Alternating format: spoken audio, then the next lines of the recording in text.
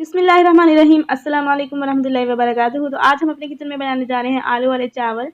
हमारे घरों में बिरयानी या पुलाव बनना हो तो पहले से प्लान करना पड़ता है, लेकिन आलू वाले चावल एक ऐसी चीज़ है जो जब चावल खाने का दिल करे तो फटाफट जहन में सबसे पहले आलू वाले चावल ही आते हैं।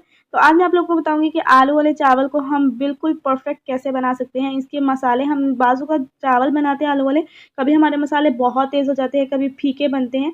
तो आज मैं एक परफेक्ट मेजरमेंट बताऊंगी जिससे आपके चावल हर बार एक जैसे ही लजीज बनेंगे। तो इससे पहले अगर आपने हमारे चैनल को अभी तक सब्सक्राइब नहीं किया तो काइंडली जल्दी से सब्सक्राइब कर लिया, और जिन्होंने पहले से किया हुआ उनका दिल की गहराइयों से शुक्रिया। तो आज की मज़ेदार सी रेसिपी स्टार्ट करते हैं।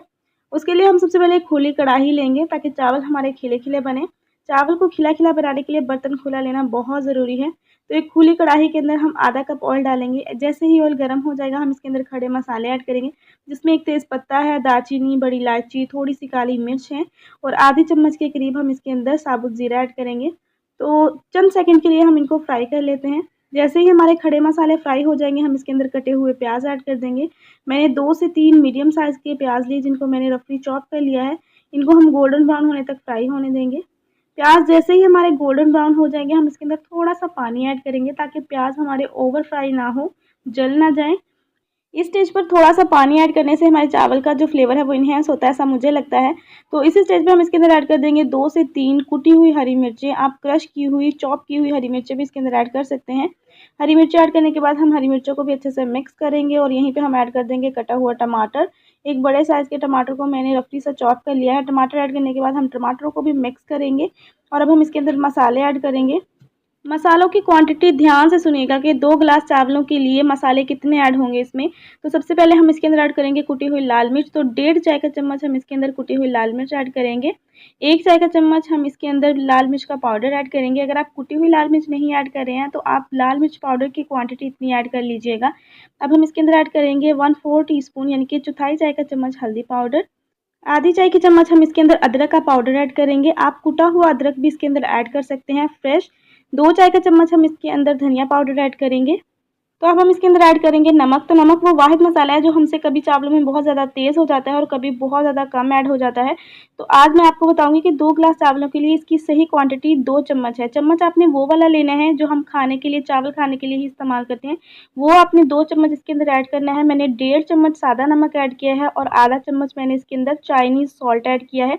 अगर आप चाइनीज़ सॉल्ट नहीं ऐड कर रहे हैं तो आप 2 चम्मच सादा नमक इसके अंदर ऐड करें। ये बिल्कुल परफेक्ट मैंने मेजरमेंट आपको नमक की दी है, क्वांटिटी परफेक्ट बताइए। थोड़ा सा हम इसके अंदर पानी ऐड करेंगे ताकि मसाले जल ना जाए, और इसको हम अच्छे से मिक्स करेंगे। और यहाँ पे हम मसाले की भुनाई करेंगे, इसको कवर कर देते हैं और इसको पकने देते हैं। मसाला हमारा यहाँ पे बहुत अच्छे से भुन गया है, सारी चीज़ें अच्छे से मिक्स हो गई हैं, बहुत ही अच्छा हमारा मसाला रेडी हो गया है। तो अब हम इसके अंदर ऐड कर देंगे कटे हुए आलू। आलू को मैंने गोल गोल टुकड़ों में काट के पानी में डाल के रख दिया था। आप अपने मनपसंद शेप में आलू को काट सकते हैं। तो यहाँ पे हम आलू की अब भुनाई करेंगे, तो इसको अच्छे से मिक्स करेंगे। थोड़ा सा हम इन आलूओं के अंदर पानी ऐड करेंगे, तकरीबन 3 से 4 खाने के चम्मच के करीब, कवर करके इसको पकने के लिए रख देंगे ताकि हमारे आलू जो हैं वो थोड़े से सॉफ्ट हो जाएँ। तो आलू यहाँ पे हमारे बहुत अच्छे से सॉफ्ट हो गए हैं, अभी फुल कुक नहीं हुए हैं, सिर्फ हल्के से सॉफ्ट हुए हैं। तो जैसे जैसे हम चावलों के अगले प्रोसेस करते जाएंगे तो ये भी अच्छे से गल जाएंगे। अब हम मसाले के अंदर पानी ऐड करेंगे। तो 2 गिलास चावलों के लिए मैं यहाँ पे 4 गिलास पानी के ऐड कर रही हूँ। यही वाले गिलास मैंने चावलों के निकाले थे, तो यही 4 गिलास हम इसके अंदर पानी ऐड कर देंगे। यहाँ पे भी कुछ लोग मिस्टेक करते हैं, स्टार्ट में ही चावल पहले ऐड कर देते हैं, उसके बाद पानी ऐड करते हैं, जिससे चावल जो है वो टूट जाते हैं। तो आपने ऐसी गलती नहीं करनी है। पहले हम चावलों इसके अंदर, मसाले के अंदर पानी ऐड करेंगे, इसको कवर करेंगे और अच्छे से उबाल आने देंगे हम पानी के अंदर। जैसे ही पानी के अंदर उबाल आ जाएगा, इस स्टेज पे हम इसके अंदर चावल ऐड करेंगे। चावलों को मैंने आधा घंटा पहले ही धो के भिगो के रख दिया था। चावल हमारे बहुत अच्छे से भीगे हुए हैं।